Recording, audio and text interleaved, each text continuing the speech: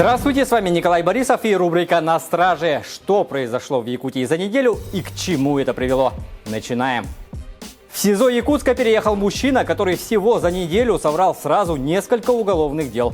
При этом он находился в федеральном розыске. Первое дело: 34-летний мужчина заработал в магазине одежды. Под видом покупателя он выбрал пуховик. В примерочной положил его в пакет и направился к выходу. По пути прихватил вторую куртку с вешалки. Вещи стоимостью 16 тысяч рублей носить не стал, а сбыл, потратив деньги на себя. Через 3 дня он направился в алкомаркет.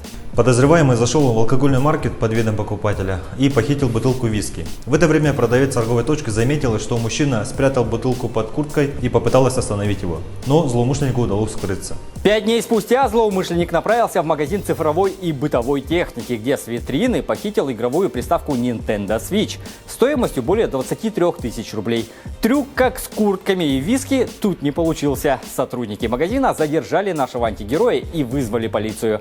Общий материальный ущерб от такого похода по магазинам составил свыше 40 тысяч рублей. Возбуждено 3 уголовных дела по статьям кража и грабеж.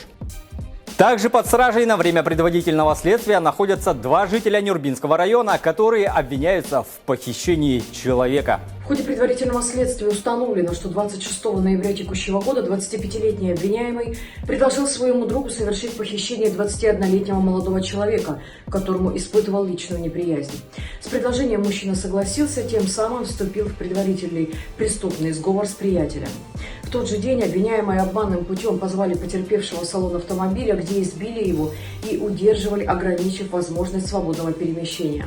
В последующем мужчина самостоятельно освободился путем побега. Похитители были задержаны. Им предъявлено обвинение по статье «Похищение человека», совершенное группой лиц по предварительному сговору с применением насилия, опасного для здоровья.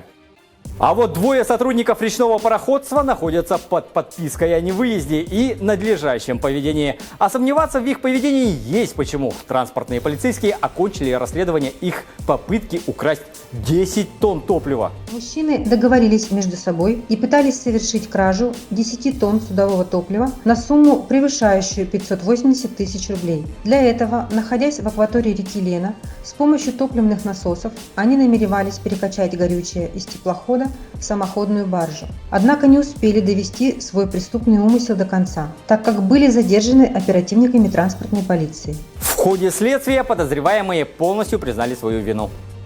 На этой неделе школьники Якутска и ряда районов ушли на карантин из-за ОРВИ. Помимо острых респираторных вирусных инфекций, ребятишки заражаются и коронавирусом.